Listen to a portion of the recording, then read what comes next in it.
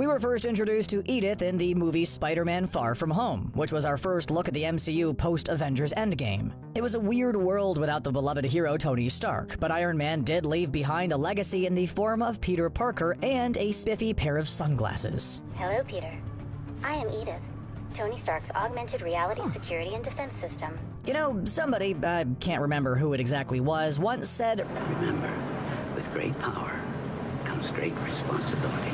Clearly, Peter Parker needs to work on being more responsible because almost as soon as he got those glasses on, he nearly annihilated an entire bus full of his classmates. Yeesh. Edith is, well, I'll let her introduce herself. Eden dead, I'm the hero. Tony loved his acronyms.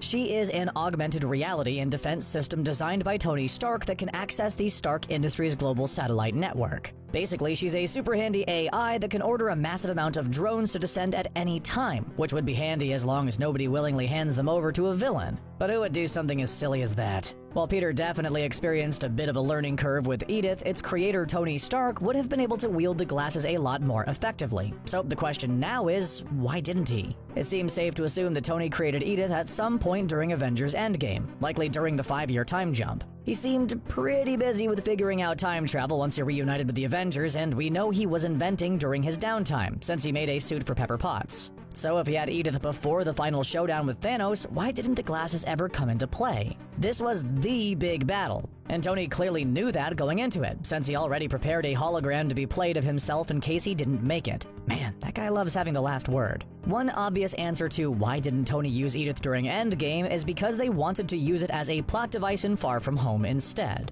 But instead of getting meta about it, let's take a look at some in-universe explanations for why things worked out this way, because they're a lot more convincing than you might think. In Spider-Man Far From Home, Mysterio was able to use Edith to order a massive drone strike which caused a ton of damage and chaos that our friendly neighborhood Spider-Man had to deal with. It wasn't that easy, and taking down the drones one by one wasn't really an option. Peter had to track down the source and get back the glasses in order to put a stop to the chaos, and he didn't escape from his adventure unscathed. Believe me, I'm not saying that Edith isn't powerful by any means, but I am going to say that it probably wouldn't have been the game changer many people think it could have been in Endgame. Even though he's greatly powered down compared to his comic book counterpart, Thanos was still one of the most powerful characters in the entire MCU. We've seen heroes like the Incredible Hulk and Thor go up against him one-on-one and still fail to bring him down, even when he didn't have all the Infinity Stones at his disposal. When 2014 Thanos showed up during Endgame and the Avengers were forced to stand against him, it wasn't exactly an easy battle, despite the fact that the heroes had strength and numbers on their side. Thanos is just that strong, so much so that bringing the full might of Edith down upon him might not have done that much.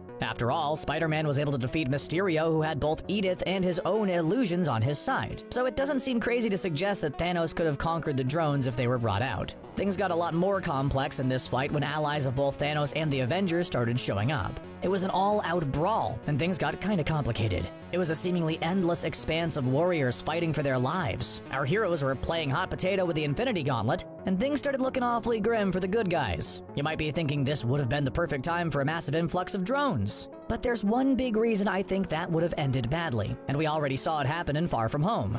You're in the strike zone. The chance of getting hit is... Fire all the drones now! Yeah, friendly fire's a thing, and I don't like the odds of our heroes sustaining serious injuries thanks to an army of drones blasting everything. Even if Tony was able to command the drones to only fire on enemies, accidents have been known to happen. And if he has to sit around micromanaging drones, then he can't go all out in his Iron Man suit, and that doesn't seem like a very good trade-off. Even someone as brilliant as Tony Stark has limits to how much they can multitask, and a drone fleet could have distracted him. Oh, and if you want irrefutable proof that Iron Man using Edith wouldn't have helped defeat Thanos, don't worry, I got some. How many did we win? One. This little part from Infinity War, right here. Doctor Strange looked at over 14 million possible futures, and I'm gonna go out on a limb and guess Tony tried to use Edith in at least one of them. And yet Doctor Strange said one, and not just one unless you integrate an AI with a pair of cool shades and fly around a bunch of drones. If Tony did use Edith, best case scenario, he could have made the fight a little bit easier on his allies. Worst case scenario, he could have accidentally injured someone on his side. Or worse. Now, we know all of this because we're clearly brilliant, but Tony didn't know this going into the final battle, so we still need to think about why Tony didn't try to utilize Edith at any point during Endgame. And I think this could have something to do with the time period in which he created the glasses. As I mentioned earlier, I believe Tony designed these during the time skip in Endgame, which was a point when Tony felt more alone than ever. During Captain America Civil War, the Avengers fractured, and Tony and Steve Rogers didn't exactly part on good terms. And if you thought that was bad, well, things were a little tense at the beginning of Endgame as well. Zero, zip, nada. No trust.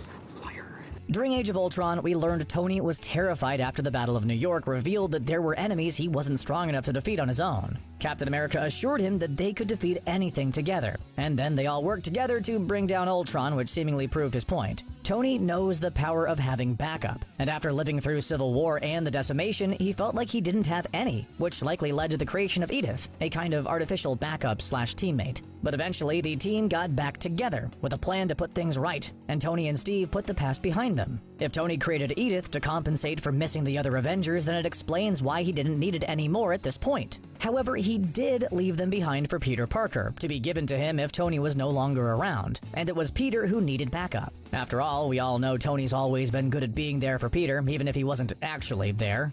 Thank God this place has Wi-Fi, or you would be toast right now. Even before Edith, Tony had the power to unleash remote-controlled Iron Man suits whenever he wanted to, and they were incredibly effective. I mean, they couldn't do anything, but they were pretty close.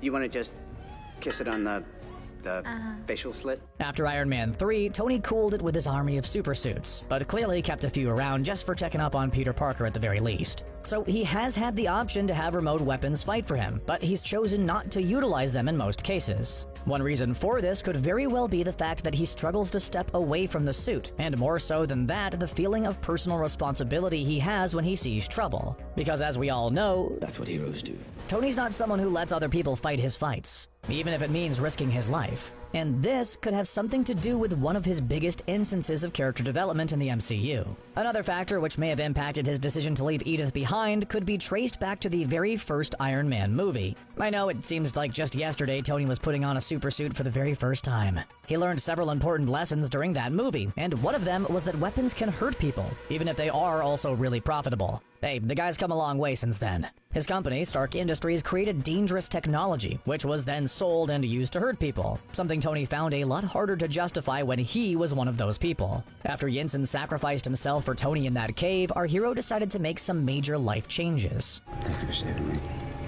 Don't waste your life.